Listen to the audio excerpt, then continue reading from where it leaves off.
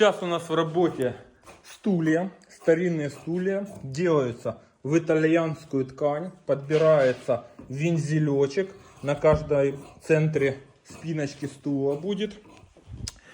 Пошлите, покажу, что за стулья.